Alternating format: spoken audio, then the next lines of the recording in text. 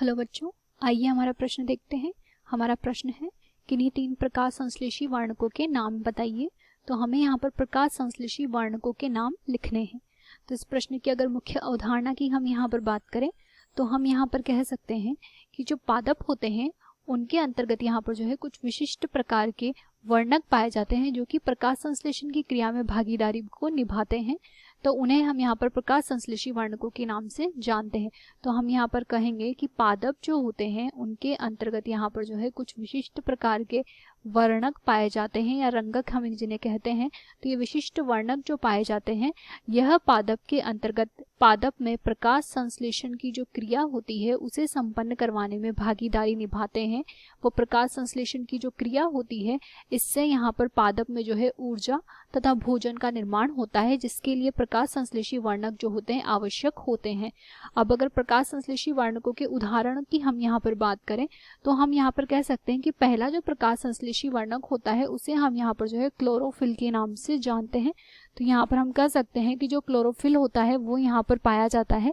यह जो क्लोरोफिल होते हैं ये विभिन्न प्रकार के होते हैं, जैसे कि chlorophyll A, chlorophyll B, chlorophyll C, chlorophyll D. अगर क्लोरोफिल ए की हम यहाँ पर बात करें तो सामान्य रूप से हम यहाँ पर कह सकते हैं कि क्लोरोफिल ए जो होता है यहाँ पर नीले हरे शैवाल में पाए जाते हैं। तो यहाँ पर हम कह सकते हैं कि नील हरित शैवाल जो होते हैं उनके अंतर्गत यहाँ पर क्लोरोफिल ए पाया जाता है। इसके अलावा ये सार्वत्रिक प्रकार का होता है, यानी कि सामान्य रूप से जो है सभी में पाया जाता है, वो मुख्य रूप से नील हरित शैवाल में पाया जाता है। इसके अलावा हम यहाँ पर कह सकते हैं कि क्लोरोफिल बी जो होता है ये उच्च पादपों के अंतर्गत यहाँ पर पाया जाता है, तो ये उच्च पादपों में पाए जाते हैं। इसके अतिरिक्त तो क्लोरोफिल सी की हम यहाँ पर बात करें तो जो भूरे शैवाल होते हैं उनके अंतर्गत यहाँ पर जो है क्लोरोफिल सी पाया जाता है। वो क्लोरोफिल डी की अगर यहाँ पर बात करें तो यहाँ पर हम कह सकते हैं कि ये जो होता है लाल शैवाल का मुख्य लक्षण यहाँ पर होता है। तो इस प्रकार से हम देख सकते हैं कि विभिन्न प्रकार के वर्णक जो होते हैं यहाँ पर विभिन्न रूप से पाए जाते हैं पादपों में।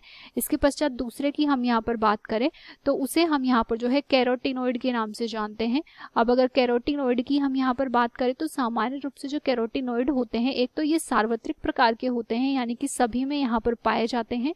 इसके अतिरिक्त यहाँ पर कह सकते हैं कि ये जो होते हैं कैरोटीन से निर्मित होते हैं। वो कैरोटीन के साथ में हम यहाँ पर कह सकते हैं कि कुछ में यहाँ पर जो है ज़ेंथोफिल से ये निर्मित होते हैं।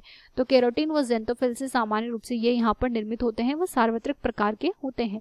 हम यहाँ पर तीसरे की अगर बात करें तो ये यहाँ पर होते हैं फाइकोबिलिन।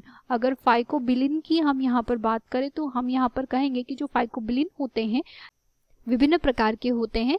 इसके अंतर्गत आते हैं जैसे फाइकोसाइनिन।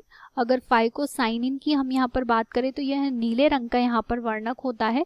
इसके अलावा इसके अंतर्गत आता है फाइकोएरिथ्रिन। अगर फाइकोएरिथ्रिन की हम यहाँ पर बात करें तो ये जो होता है लाल प्रकार का यहाँ पर वर्णक होता है।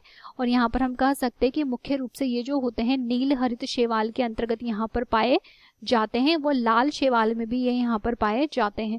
तो हम यहाँ पर देख सकते हैं कि सामान्य रूप से जो वर्णक होते हैं वो यहाँ पर 3 श्रेणियों में है।